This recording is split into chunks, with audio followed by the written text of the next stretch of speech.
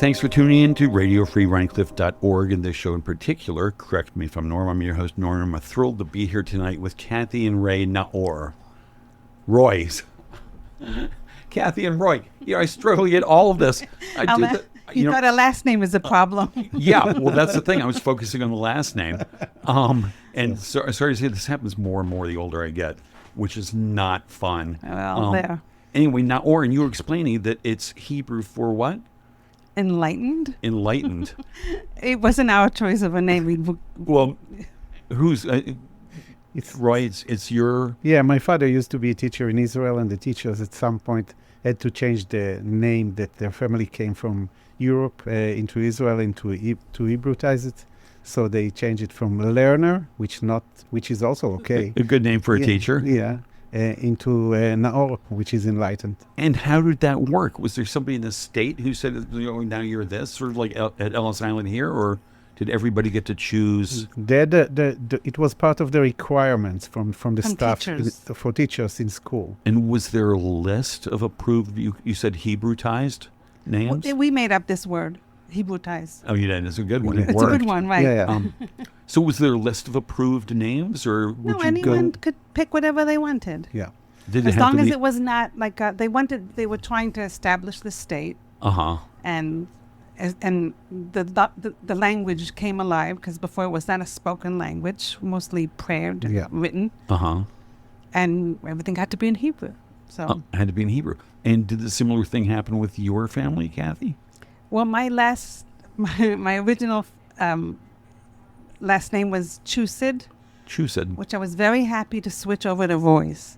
And in Hebrew, it became a chassid, which is like a Hasidic person, which is actually a righteous person. Okay. But so my family name actually could switch to Hebrew without being changed, because it was a Yiddish name. Oh, Chusid? Chusid, which is Chassid, which is Hasidic, like Hasidic Jews. Okay. And that means, you say it again, like...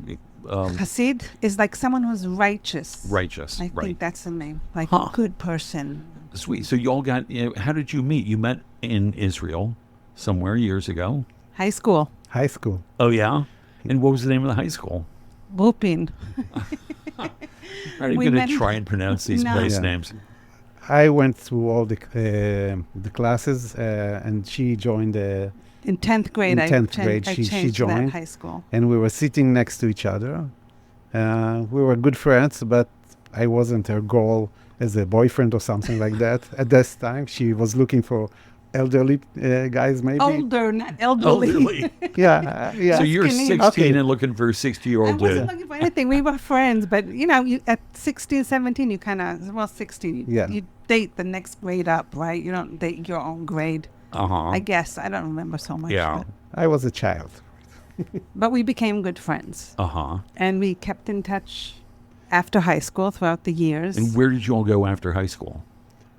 I was drafted into the military. And Cathy... I got out of the military. How did you get out? How did I get out? Yeah. So women in Israel, if they're married, they do not have to serve in the military. Oh. Because they're supposed to be home raising children, blah, blah, blah. So I actually got married to a girlfriend's boyfriend. He just did me a favor. We went through the ceremony. I filed my papers. I'm married. I got discharged. And later on, I got divorced. How long did you stay married? 10 months. And this was your friend's boyfriend? Yes. And and did that put any strain on their relationship? No. Him being married to someone else while he's dating her? After we got married, I actually went out traveling. I went to Europe. Yeah. And when I came back, they had already split, but nothing to do with me. Right. Yeah. How interesting. And where you got, you enlisted, but it's mandatory, right? You conscripted, is that what they call it? Into the Israeli military. Yes. And did you get to choose which branch of the military? Yes, I had several options. I didn't want, like before that I had, as tall as I am, I had a very good basketball career. Like before, before I joined the, Do you still play? I'm still playing from time to time, and we used to play even here in the church that with the school over there, like in, Oh, yeah. In town. in Market Street. We used to play a lot over there. Nice. And and then you do all the tests, and they give first priority to people who are capable of to become pilot. I didn't want to be a pilot. It was never my dream.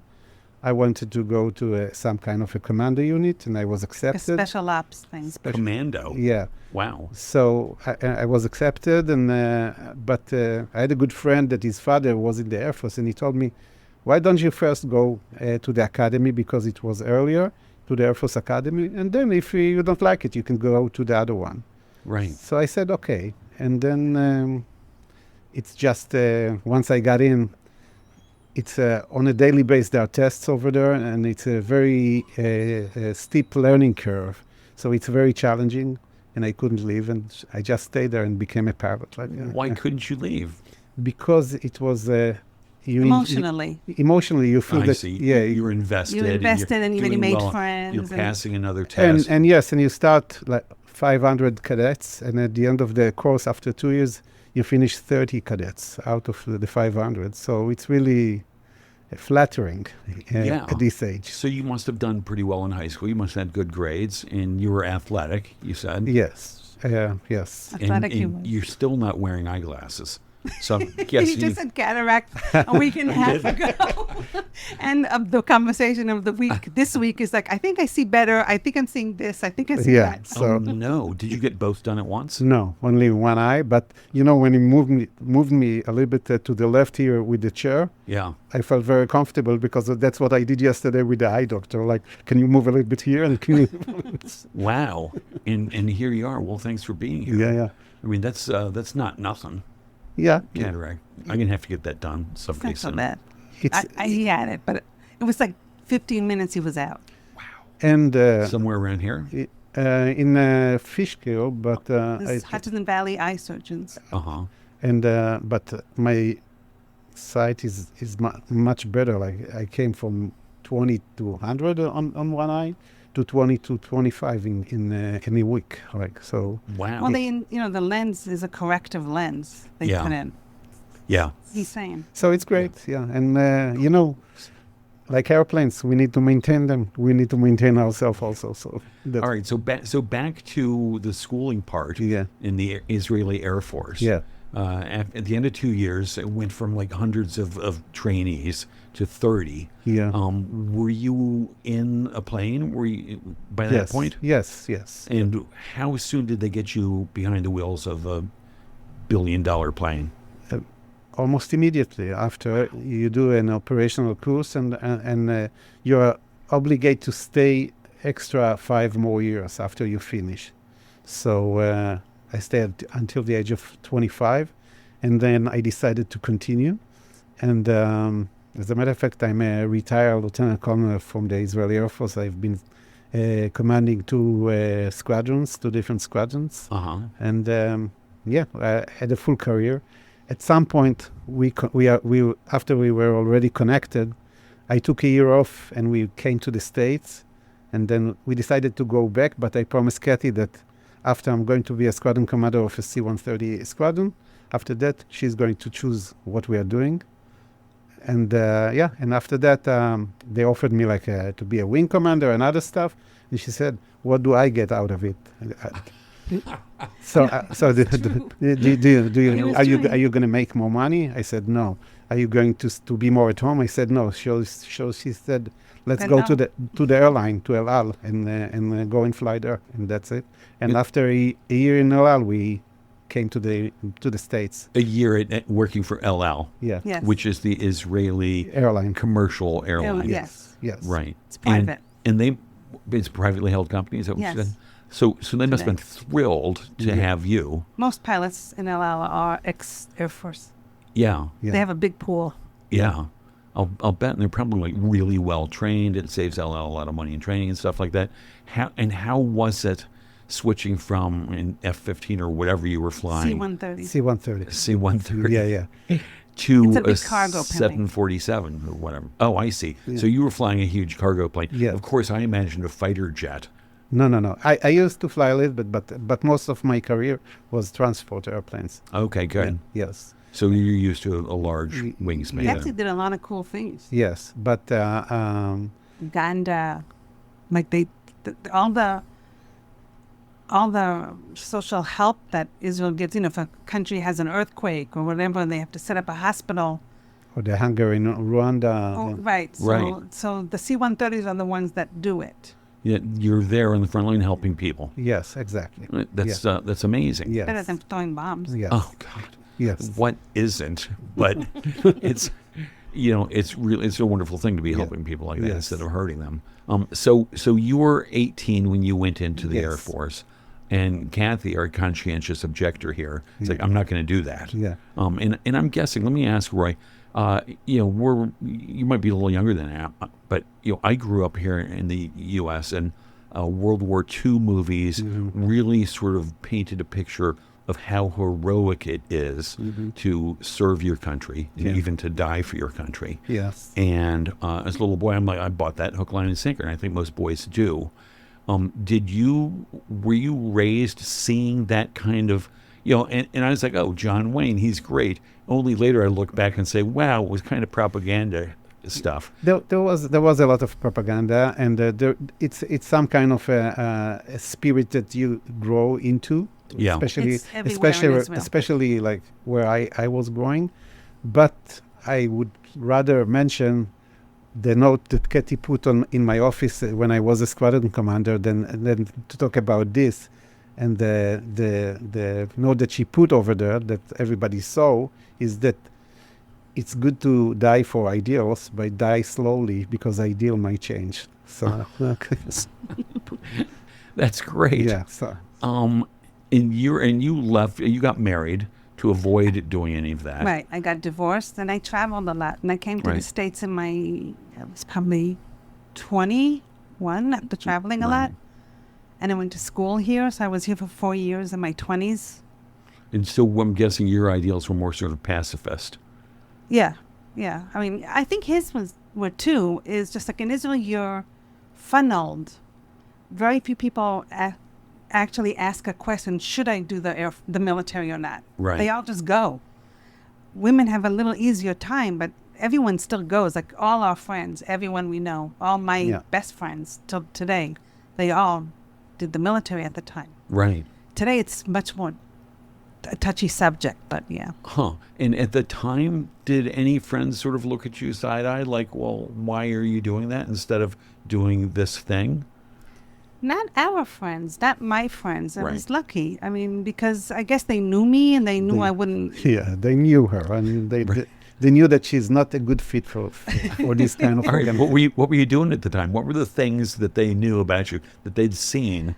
You know, in 11th grade, it was Yes. 11th grade, Yes. they take you for training at the place in the desert, and supposedly you're playing as if you're in the military. Uh-huh. And you get to shoot guns, and you have to walk quietly because the enemy's listening, and I was questioning every step of the way, and I was cracking up laughing. Yeah. Because they took us like at night for a night walk along the desert, and they said the enemy is very quiet here. You have to be very quiet. And I'm like, we're in 11th grade. They're not going to take 11th graders to where the border is, and then I wouldn't play along, put it that way. So those and that was the school that took us, the whole grade went to that. Right. So all my friends had actually pretty substantial military service. Even my girlfriends were officers and stuff. But for me, it was like not my thing. And did you have a partner in crime then? Did you have a best friend who you were giggling with throughout all of that? That thing? Yeah. Yeah. I mean, but of course, I got yelled at and put to the back of the row. And Uh-huh. then I said, I'm going on a strike. I want to go home. And they said, you can't go home. You have to finish the 10 days because this is like the military. Nobody ever goes. No home. one goes home. And I said, I'm sorry, I didn't sign any papers. I'm still a civilian. I want to go home. And a minor. Yeah. Yeah, I mean, they just play the game. Right. And then they woke me up like at 4 a.m. And a teacher escorted me on a bus home because they didn't want the other kids to see that I'm leaving. Right. Though everyone knew I was not there in the morning. But And did you inform your parents? Did you call them from wherever you were and say, I'm not doing this shit, I got to get out when of we were here? kids, our parents weren't as involved as we are today in our kids' lives, I just Interesting. showed up, and I don't know if there was a phone then. There were This no helicopter no- parents, right? Right. and there were no cell phones. No. I'm sure they might have called my parents and said she's on the way home, but I Right. didn't. Huh. Yeah. So you went home from that and you just went back to regular school. Mhm. And then eventually you said you came here to New York? Hmm. I came to Texas, actually. Why? Why Texas? Yeah. I was living in Spain, actually. My boyfriend at the time was a guitar player, flamenco guitar Did player. he know you were married? Yeah. I'm kidding. Um, A flamenco could hurt her. That sounds pretty sexy. and he was Canadian, though. Oh. And yeah. And we decided to come to the States, and we went to a place where I could afford to pay for school. But it was a good school, and he wanted a good music scene. We went to Austin, Texas. So you all This went is there in 1983. and you went to Oh. UT? Yeah. Sweet. And was it hard to get in? Was it hard to matriculate? I think I did that SAT we had to do, I think then Right. too. And the first time I didn't do well enough because I didn't understand half the questions. There were questions about innings.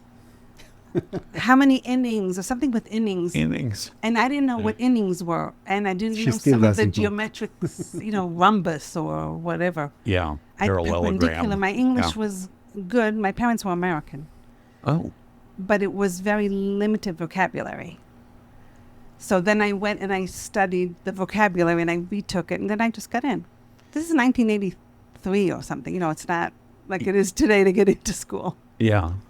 Huh. And so you went down to UT in Austin and you enrolled, and what did you think you were going to study? Zoology. Biology. How'd that go? It went well. I finished. I finished in Israel at the end because I ended up going back. And that was my field for a while. I read somewhere you studied neurobiology too, I got my master's in In Weizmann. neurobiology. back in Israel. Hmm. And where were you in Israel at that point? When I was getting my master's, Yeah. we were already together. Yeah. We were living not far from. I went to school at the Weizmann, which is not in Tel Aviv. It's south of Tel Aviv. Okay. We lived not far from there, and just a In commute. a rural place. Yeah. Yeah. And so when we left your relationship a few minutes ago, you were friends but not romantic. Yeah. It's hard for friends to become romantic sometimes. There's a whole show here called The Friend Zone. It's a thing. How did that happen? Just when I was in the Air Force, I used to come to the United States from time to time. So and we back then we were from time to time we even sent letters, and I had I knew where her father is working, so at some point I was supposed to go for a long time, so I asked her father to give me her phone, and then we decided maybe we can meet in Vegas or in New Orleans. New Orleans. In New Orleans, Uh-huh. just for the As friends. as friends. But I was living with someone at the time, so Yes, and it didn't work out. I didn't at the end. I didn't come, and she was busy with other stuff. I was saving money to buy a Jeep. Yeah, Oh, nice. And you were still with the flamenco guy? I was with someone else. Someone else. I see. but she was busy. Yeah. I worked. I went to, I had a life Yeah. there. Yeah. But anyhow, we didn't meet up then. But at some point, She a said, few months after, I decided I'm going back to Israel to see. This is, again, we're talking the 80s. So people didn't fly all the time. No Skype. You were Skype. No FaceTime. No WhatsApp. So I hadn't seen anyone in my family for over 2 years. So I flew to Israel, and I was going to see everyone and decide what I want to do with my life. And then I did. And then we got together, and that was it. she came with her Texas dog. Came with a dog. Yeah, Texas what? A dog. I brought my dog with Oh, me. what kind of dog? He was a mutt. He was like a... Well, it must be hard to bring a dog from the U.S. to Israel. You have to go to vet, get papers, show that he's been tested in the last 30 days, I think. I don't. And then when you get to Israel, you show the papers and there's no quarantine. I think the quarantines are between countries that if some of them do not have rabies. Like England. Right, but because it's an island. Yeah. But all the other countries have rabies. You just have to show that he doesn't have rabies. Right. Gotcha. Kind of Maybe thing. you should tell him about Jim Weiser, right? The dog, Yeah. when I decided I wanted a dog, it's a sweet story. I looked in the papers and, in the classified, and someone was giving a dog away, and it said a shepherd and a lab, or shepherd and something like that, and a shepherd and a collie. And I said, oh, that's a good mix. I'll go. And I borrowed a friend's car, because in Austin you didn't need a car, right? Right. And I drove out to somewhere, and then get to this place, and there's a dog who looks like a lab, not like a shepherd or a collie. He's tied with a chain, and the guy comes in. He said, yeah, so my name's Jim Weiser, so I call the dog Bud, so he's Bud Weiser. Good thinking, Jim. And I just took him because, and he was with us for 15 years. And she changed the dog's name because the dog never answered, like for her He didn't accent. And what did you change the name to? Misha. Misha. Yeah. That's perfect. So you're back in Israel now. You've got a cute little pooch now named Misha, and you were still in the Air Force. Yes. And so you called your old friend and said, "Hey, guess what? I'm back." Mm-hmm. And he said, well, "We should meet up." Mm-hmm. Which one of you had sort of hearts in your eyes at that point, if any? It was really quick. Yes. He came, I think I landed on Monday. I think we went out on Friday, and that was it. So it sounds like both of you were sort of that was having an it. idea maybe. After that Friday, 3 weeks later, we moved in because I had to move in somewhere. No, I didn't move in with him. We got a third place. Uh-huh. But I came back to Israel. I had to find a place to live. And we immediately joined account and everything. It was very quick. Very quick. Wow. And how many years ago was that? It was in 88. 37. 1938, yeah. 1988 when we met. We met in 1988. We got married in 89, yeah. Wow. Yeah. That's pretty good. Yeah. And do you celebrate your anniversaries? It's embarrassing, but we're not big on dates. When we picked the date, it was the 4th of July. Oh, that's nice. Easy to remember. Yes. We were living in Israel. It wasn't something that we thought out. And but we don't really do much celebrations that kind. But there's still fireworks in your No, anniversary. we are buying a mutual gift for both of us. We buy something big that we both want. Yeah.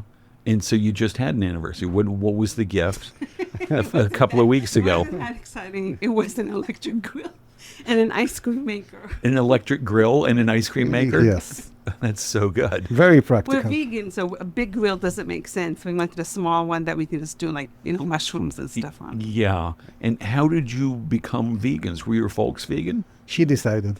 Yeah, she's okay. It sounds like the makings of a wonderful marriage. Yeah, I'm really believe that you just need to accept the will, and that's all you need.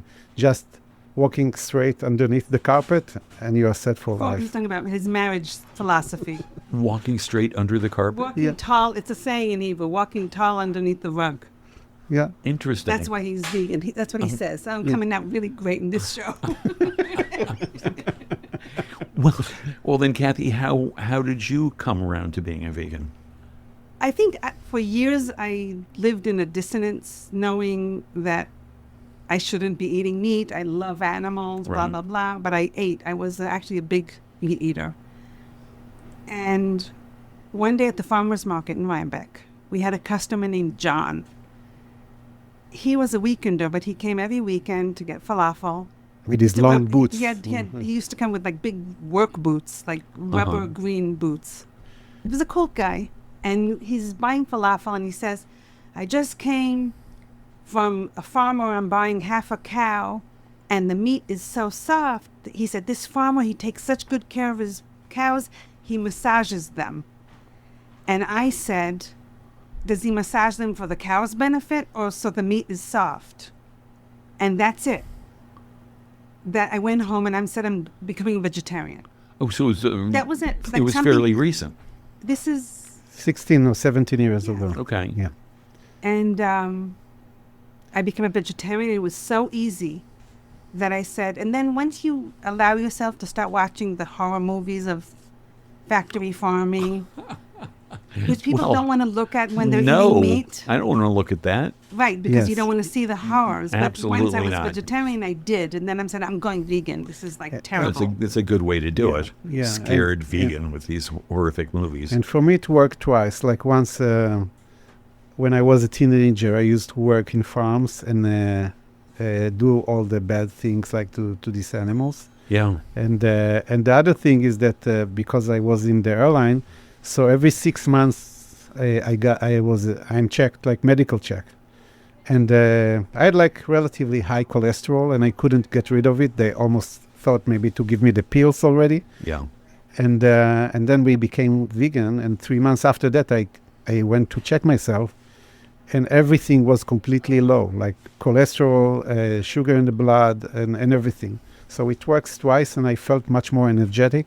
Right. And it's not working for everybody, but I have 2 other friends that are also really had a change, a medical, A physical a change. physical Big change, physical which change. was great. Yeah. Great. Yeah, I did it. I did it a Nice. couple of years ago because the same reason. My cholesterol was high. Yeah. And they wanted to give me pills. I don't like pills. Yeah. And so I went vegan and was really like 100%. Mm. And, and over the years of my life, I quit smoking. I Mhm. quit drinking. I've done all these things. None of it had any effect. When I went vegan, I felt so much better, like Yes. right away. I'm like, wow. But my cholesterol went way down. Yes. And they said, oh, we still have to take these pills because you've got like plaque in your artery or something. I'm like, God damn. Okay. And so I'm like, well, if I still have to take the pills, I might as well eat cheeseburgers. Yeah. And I went back. I used to have 2 colleagues in the airline. Both of them were a little bit overweight, and they used to go to in Newark in the airport. There is a Charlie's hamburger over there, like Uh-huh. that. So they used to sit on the table, take double burger, take the pill, and then eat the Oh, burger. jeez. Yeah. Yeah, it's tough. So how did you end up, you came to New York, right? When we came together in 2005. Yeah. How long, and you lived in the city for a spell? No, No. we No. came straight here. How did you find out about Rhinebeck? How did you know to come here? We were looking in a certain radius from the city because Roy has to get to the airports, right? For his And work. you were flying for El Al Yes. at the point? Yes. Okay. And there was a train. And what were you doing at that point? I was in my PhD Okay. in similar field as before. And we spoke to like a realtor in New Jersey, cousin Marlboro, in New Long Jersey. Island. We spoke to, and 3 different people said, what you're describing, you should go to Rhinebeck. Really? One said Annandale and the Hudson because her daughter had been to Bard. What were you describing? You know the Gilmore Girls? No, but I know of It's a them. show. Yeah. It's a show and there's a small town. You know the Gilmore Girls? It's a small town. Very cute. Yeah. And whenever it was on and we decided to come to the States, I used to call Roy into the room and say, come, this kind of place I want to go.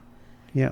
Well, And yeah. we described a small town, quaint, coffee shop, no chain stores. We described Rhinebeck. No big signs, no commercial chains. We described stuff. Rhinebeck. And and we wanted like the radius of 100, not more than 100 miles from the airports, Yeah. and be able to go to the city in every weather with the train or whatever Yeah. we can, and have a good public education. Yeah, and picked schools too. Yeah, so And which airport were you flying out of at the time? both Kennedy and Newark, like Okay. and each one of them is 100 miles exactly. Like Oh, there you go. Yeah. So yeah. He used to come every time he came to the States on a flight. He used to go tour different areas, Right. and then he came to see Rhinebeck. And And I said, I called Cathy and I told her, I think this is it. And she said, why? And I said, because the ladies over here, they don't put makeup when they go to the supermarket. Like, yeah. So I love that. That's so funny. And has that changed since you got here? Do you see more ladies wearing makeup when they go to the tops? No, not so much. Not really. It's a pretty casual place in that Casual, way. yeah. You said everyone's wearing jeans and no one puts on makeup to go to the supermarket. Yeah. And you've had sort of like a front row seat to watch this town change Yes. over the Yeah, time you've been yeah. here. Definitely. Yeah. And what changes have you seen?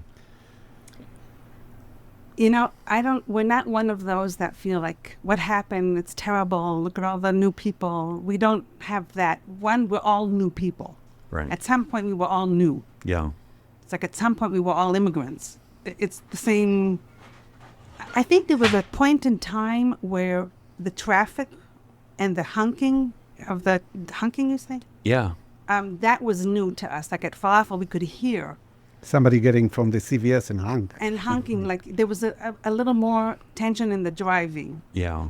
That's me. And they were That's all me. letting I'm sorry. So stop it. No, but it wasn't there before. That was a part of like the pandemic Yeah. migration. And it kind of calmed down. And the people who come to live here usually are nice people because they choose it for the same reason we all kind of choose to live here. Right. Yes. So- And I think that proportion, like, you know, that it's a change, but it's not a big change. I flew and crossed the Atlantic Ocean since the 80s. And I saw the change every 10 years, like that the change in the climate. Okay. Yeah. So when I flew in the 80s, in May over Greenland, it was completely white. And when I flew in the 90s, it was a little bit less. And all the way up to the 2020, and it was brown already in May over there. And we are doing scuba diving. So we went to Cozumel in the 90s, in 2000, in 2010, in 2020. And what we saw in the 90s, color-wise and fish-wise, is completely different than what we see today. So these are much more bigger like issues than if they are a little bit more honking or whatever here in Rhinebeck. If Yeah. it's a little more congested or a little more, Yeah. A little more acid in the oceans. Yeah, exactly. And what is the diving like in Cozumel? Are there reefs or the coral reefs and stuff down? Yeah. It's a diving destination. It's Okay. a little island right, like kind of in front of Cancun, I think it is, in front of Playa del Carmen, and it was amazing, like reefs and fish and walls and like beautiful. And every 10 years it was less and less and less. And the last time we went, it was yeah. like, you usually go down with a guide because you don't know where you're going, and he knows where the good stuff is and Yeah. how to get there and how to get back. And it was like he was taking us, here's an eel, and the eel like came out, but there wasn't like other eels. Right. Everything was, and it was bleached, a lot of bleaching, meaning that the corals lose their colors and they're kind of dead and they become like gray-white kind of thing. Right. A lot of that. And the sea only needs to change very, very little Mm-hmm. for like all the coral to die. Yes. Apparently the Red Sea the coral there has a better immune to higher temperatures, so there's less Interesting. change there. Huh. And I went snorkeling on the Red Sea. Mm-hmm. And I went actually on a boat with a lot of Israeli tourists. And they were all scuba diving. Mm-hmm. And when I got home from that trip, I signed up, was living in the city, and I got certified. Yeah. And that's why, because of the snorkeling in the Red Sea. Where which did is you so go? gorgeous. You Or- went from Israel or from Egypt? Egypt. From Egypt, yeah. Yeah, Hurghada. Hurghada, Yeah. Hurghada. That's amazing down there. Yes. And It was if you so go much fun. further south, the further south you go, like in front of Sudan, it's unbelievable. Yeah, I would love to go back there now. Yeah. And, Yeah, me too. And scuba. Yeah. Well, let's go. Take me with you. As an Israeli, I'll wait a little bit till Um, they and- settle down. yeah, and without getting specific, I mean, you're Israelis here in the U.S., and I would say that Israel is on the map now with the voting public more than it ever has been during my life. How do you feel about this? We have been fortunate, never feeling any animosity. I think also most people who know us kind of know we left for a reason. Right. In 2005. It was early, but we already saw where this is going. Right. And so we've felt okay. Yes. We've not, and we live here. It's like a bubble, there's not, we hear, the things we hear from other people are often scary, and there's a very Are the people here or in Israel? no Or in other both? places in the States. Yeah. we do hear stories. I think there's a big how can I put it? There's some problem with the fact that people don't differentiate between Israelis and Jews in general. Oh, forget about it. Makes me so mad. It is unbelievably insane that people Yeah. connect the two. They do not have to be connected. No. And even Israelis, there's like 40% of Israelis of the state of Israel is against what is happening. Yeah. Yeah. So And it's even when you see an Israeli, it doesn't mean anything. A lot of us are actually really left, really sure. horrified and all that. Left So, or centrist or Yeah. the conservatives right. in trouble. well, the whiter you go, then they deserve what they get. Yeah. But I think that even during the falafel time, we had like only positive experiences. Even we did the market in Pleasantville. You remember that Alice used to go, and over there we had a very good relationship with a lot of groups of Palestinians that lives over there, and we had a great experience over there, and they are our friends as of until today. And Yeah. even here, there's Yeah. we had Yes. but there was once there's two funny stories. One is that was very touching is there was some pro-Palestinian demonstration in Rhinebeck, not the big one that became Oh. nasty. And I was overseas, and someone contacted a friend of mine here to see if it's okay that they marched towards the falafel. Okay, they were worried that we would feel uncomfortable. That's how nice, That's so sweet. isn't it? Yeah. And he was like, "You march on, March on. no problem." We got a special today. Right. on And then falafels. the other time that there was the big demonstration on both corners, you remember that? Yeah. Afterwards, all sides came to have falafel. Yes. Oh, I love that so much. Yes. So you were there, and I said before, it's sort of a front row seat to everything happening in Rhinebeck. And that day, that sounds so sweet. Both sides coming to get a falafel. Yeah. Do you miss being connected to the community in that way? Yeah, Being a little bit. Yes. doing retail. Yeah. I mean, it really was a very fulfilling experience, the Yeah. falafel, on so many levels. And our Your daughter customers. worked for us for what, 3 years, 4 years, through high school? She loved you too. Well, we loved her. She's Yeah. amazing. I was like, Definitely. I'm interviewing Cathy and Roy. Give me some dirt. They're the best.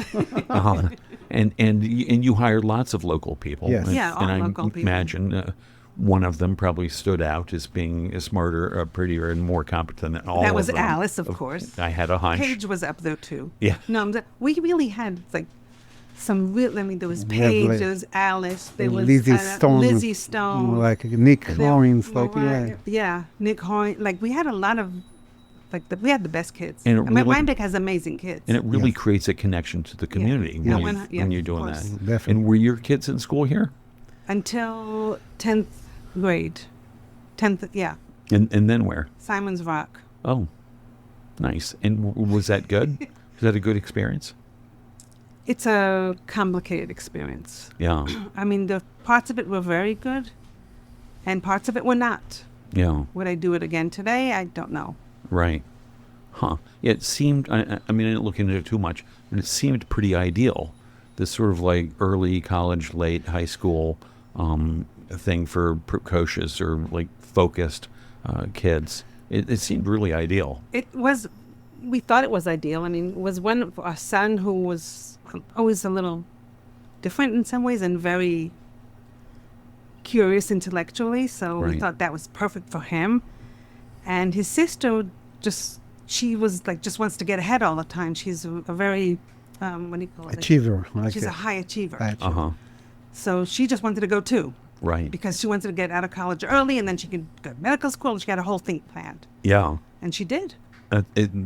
Did she? Is that what she's doing now? Yeah. Yeah. Yeah. You've got a doctor in the family. Yeah. That's so sweet. And what kind of doctor is she? Child neurologist. Wow. Interesting. Yeah.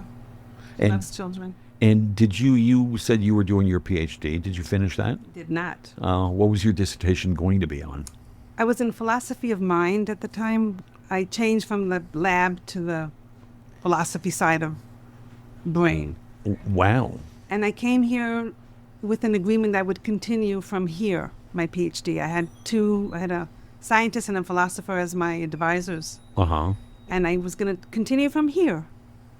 And then I got here, and there's like deer in the yard, and it's so green. And like the last thing I wanted to do was read papers and open. It was a very small field at the time, and there were like 5 people writing each other books. The philosophy of the mind. Yeah. Does it deal with questions like what is consciousness? Exactly.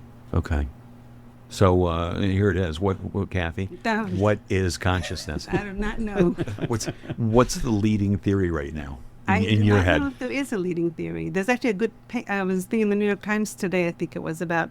It was this week, about people before death, who experience some awakening. Yeah. Like if they're demented or whatever, they suddenly become present. Yeah.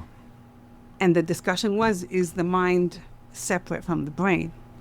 Yeah. Is consciousness some other thing? Is it just a thing that comes out because all the cells are doing something, or is it its own thing that happens to sit through the brain? And none of these theories, and there's a lot of them, finds any special spot in your consideration? In my consideration? Yeah. No, I'm like I used to have a bumper sticker, militant agnostic. Well, so, I mean, but these consciousness questions, they're more sort of neurobiological and philosophical than religious. And you might argue that that's what religion is those things intersecting. But you think being agnostic gets you off the hook for those questions? I kind of stay away from religion. Okay. I'm respectful of it. And I'm guessing your folks were religious. No, not my grandparents. My Right. folks were already out there. But your folks are Americans and moving to Israel, so they didn't move for religion. They moved for some other reason. Yeah. There was another group of secular Americans that also moved to the United States because of different reasons. Could vary from Vietnam to other. My brother was supposed to be drafted to Vietnam. Oh, jeez. He was going to go to Canada. Your big My brother. Jewish mother said, you can't go to Canada. And so we all went to Israel. Like that. Wow. And so how old is your brother? He's still with us, I hope. Yeah. He's 78. 78, yes. And so your mom packed up the family. My parents moved a lot. It was not a big deal for them. It was part of the Still, search. God bless them. I mean, to do that, to save your son's A life. couple of other reasons. My parents were very big searchers. Yeah. Of something. But at that They point... changed religions. They changed states. They changed countries. They changed a lot. Uh-huh. They Are were they searching. still with us? No. Right. I'm the youngest. Okay. Of So- how many? 4. We were 4. Uh-huh. 2 sisters passed. Oh, boy. But, Sorry to hear it. And I'm the youngest, and the brother's the oldest. So. Okay. And where is he now? He's in Israel. Nice. And it said you're from Netanya? Yeah, we could say. I think. Well, I spent the biggest, you were 5 years in the same city that was Netanya. Okay.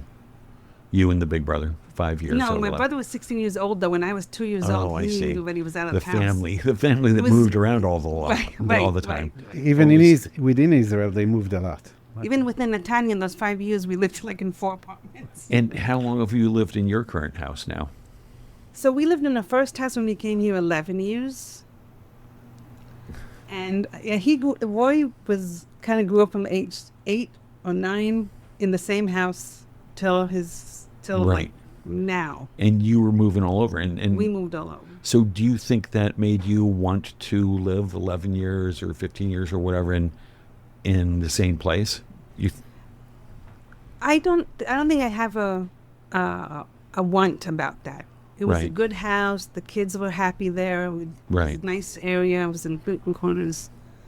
We lived there 11 years. Then the kids were getting older, and the house either you renovate or you move. Yeah. We decided to move. And to she's something ve- smaller. It was a big house. Yeah, she's also very good in planning houses and And we built a house after that. Oh, you did? Sweet. yeah. I wonder if that's the house. I dropped Alice off one time. She was heading Yes. south with you to a farmer's market, I Yes, think. it Right was. by Omega. Yeah. Yeah. That was the house. But that was the house that you designed.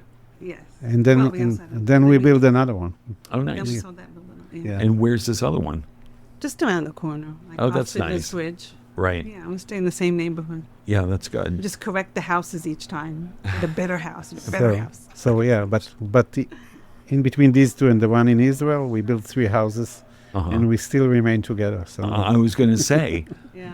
that's notoriously a deal breaker for couples. Yeah. Remodeling, building houses together, it breaks up a lot of marriages. No, Well- we were good. So, to what do you attribute the lovely longevity of your marriage? What advice would you give your kids to experience the same delights that you have? I think friendship, values, humor. Nothing, I have nothing earth-shattering to say about it. Yeah. I think we also work very well with projects. We enjoy projects. together. So it was like a house, or it was the falafel, or it was whatever. Right. So Tell we have fun. Tell me that way. about the falafel project. How did you decide to start up with that?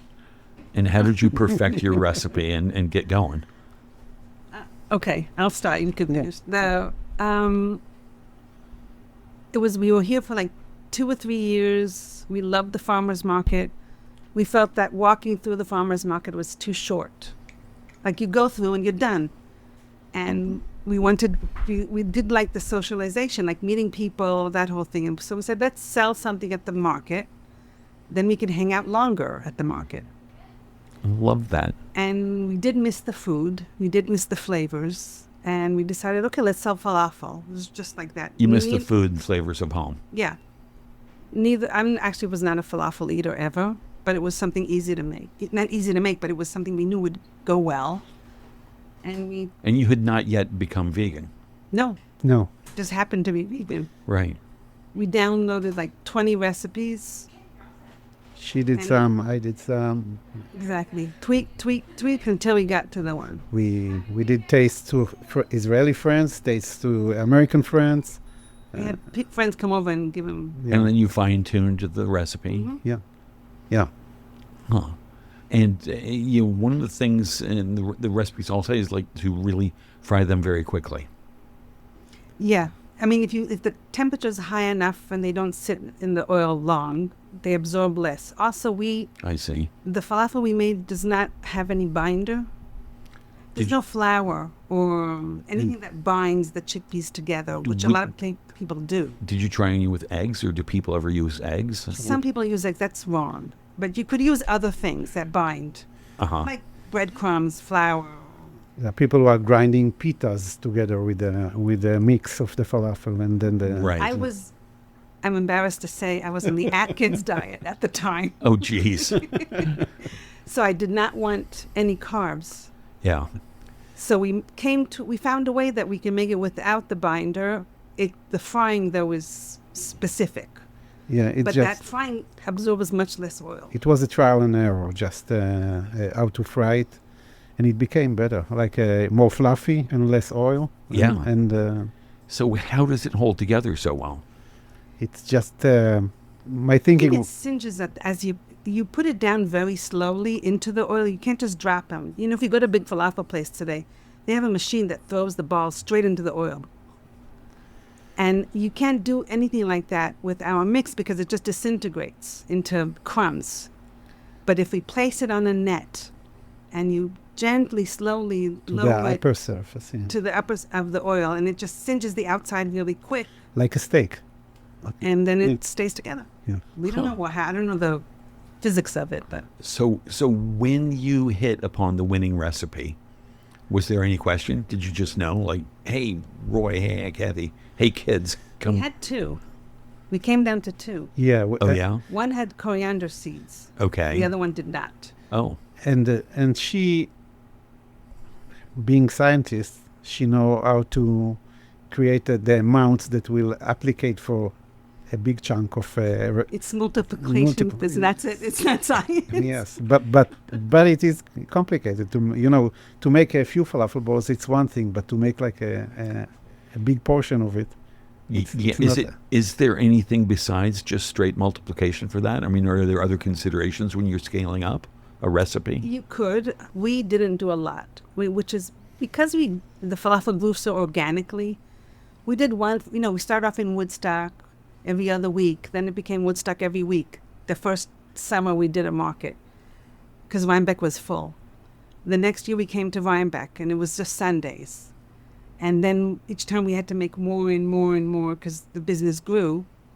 And then we added another farmer's market. And we didn't think this is going to be like a life project. It was just supposed to be in the summertime on Sundays. Yeah. And so I basically multiplied. Yeah. And how many, I stood in line there when you were at the Rhinebeck market, and I would count and multiply. I'm like, they are just making mad bank, selling hundreds of these every day. We had one customer say, so how many did you make today? How many did you sell today? And then Nathaniel was behind him, Tony. Who? Nathaniel was behind the guy. Uh-huh. And he said to him, how much do you make a month? Ah. And the guy realized what he was asking. Yeah. Yeah, I didn't want... They didn't mean anything bad by the question, but it was a... Right. Yeah. Yeah, I wouldn't ask that, but boy, I was sure doing the math in my head. I'm sure a lot of people doing the math, but no one knows the expenses either. And we had... we used organic chickpeas, we used local greens. At the time we had parsley and cilantro and the cabbage, and everything was from Meads and Migurellis, so it was expensive. Yeah. Like our stuff was expensive. Yeah. But no, it's hard to, you go to a restaurant, you're paying $20-something for a dish. You don't know what's behind it. No. And now you've sold. Mm-hmm. We sold the out business to a cousin or a nephew or... He's a second cousin, yeah. So both cousin and yeah. nephew. And do you still go in there? We've been in there. How long ago did you sell? Just 2 months. 2 months ago. Yeah, May, June, 2.5 months. So it's Wow. still new. And we've had the grandkids come at the same time, so that Grandkids. kept us busy. How many grandkids do you have? 3. 3. But the 2 came now. Congratulations. Together, so Mazel tov. thank you. That's amazing. And then how is that? What's it like to be all of a sudden find yourself as a grandparent? It's as most people say, it's fun Yeah. because it's a really pure love, and you get to send them home after a little bit, Right. Which is nice. which is perfect, right? You want to spend a good time, and then okay, you go, and you're not into the big decisions. What's schools? What does she eat? Not too much sugar. Not, all the worries we had as parents. It's not ours now.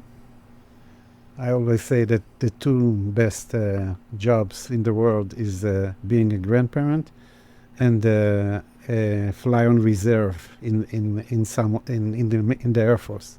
Oh, wow. Because in both cases, you come, you fly, and then you say goodbye, take care of the rest. Like, that's it, right? Are your kids going to call you up after this and say, what about being a parent? Why didn't you mention that, Roy? It was not a fun. It was hard. Yeah. It was hard. Yeah, it's hard.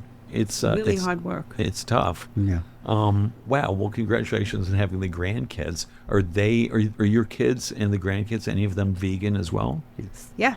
Our son is vegan, and he married someone's vegan. All the 3 kids they have are vegan. Wow. The twins who were born, big twins, with a vegan mom. Wow. Yeah. So do you ever cook meat in your house? No. People come over, they get what you cook. They eat vegan. Yeah. If we go out with friends and they order whatever they order, that's fine. We don't Right. go there. But in our house, we don't eat meat. Live and let live. That's all. Yeah, and at some point, the whole world's going to be vegan. It's just a matter of time. Yeah. Yeah, you're Really? probably right. The slavery was good too once. Was that? Slavery was accepted also once. Times do change. Yeah. Not always for the better. I'm just, I don't want to get back into it, but boy, the state of the U.S. political system is just killing me. I know, it's like we have nowhere to go.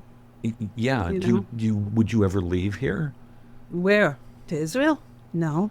No. Yeah, I mean, for me, I see Netanyahu and Trump as sort of like cut from the same bolt of cloth. Yeah. Copy I paste. think Netanyahu's a little... smart. Well, let me ask. So now you're retired, and apart from looking after the grandkids, what are you doing to fill your time? Oh, He has a whole other career. Oh, right. I read that. Yes, I'm managing a charter private jet company. The offices are in Opelika, Florida, next to Miami Beach. Okay. But I do it mostly remote from here. Okay. And every other week, I'm going for 2 days to the offices. Flying on one of their jets. I'm not flying. I'm just managing. No, not flying one of the jets. No, he flies as a passenger. Oh, you fly down on a commercial airline to Opelika. Yes. And what kinds of jets does this company charter? We have a Challenger 300, which are 9 passengers airplanes, can fly 3,500 miles all over the United States, Hawaii, Canada, Caribbean, South America. And is it like a membership thing, like NetJets or? It's very rich people. It's not. It's through brokers, but we are flying a lot of people. Yeah. We are flying the airplanes more than 1,000 hours a year. You could just call a broker and say, I want to take, my family of 5 to the Caribbeans. And he will find you a jet, a private company like that. And it's like $10,000 an hour or something. Yeah. And in addition, we have That's a good hour. We developed some kind of an exchange fund that people are putting money into, and behalf of the money that they are investing, we are buying airplanes and flying passengers as charter, because in this exchange fund you need to have 20% active business. Okay. So the usually in other companies that have the exchange fund, they base it on real estate, the 20%, and we brought the 20% of active airplane charter. So Gotcha. Yeah. So if you have an exchange fund like that, you need to register with the SEC and stuff. Yes, everything. Yeah, it's on. And that was not your background. You No, were I behind the wheel of these big. My thing is either flying, but I'm not flying for this company. As a matter of fact, when I encountered into the owner of this company in 2020, it was during COVID. So he told me, I want you to come and manage the company and fly on the airplanes. And I said, I'm not sure that it's a good idea, because take me out of frying falafel. To fly this airplane is going to cost you a lot of money, but I'm willing to mentor you. And that's how I joined the company back then, like in 2020. Oh, that's so sweet. Yeah. But now I'm very strong in managing people. Yeah. So this is Like a squadron commander once again. Yes, exactly.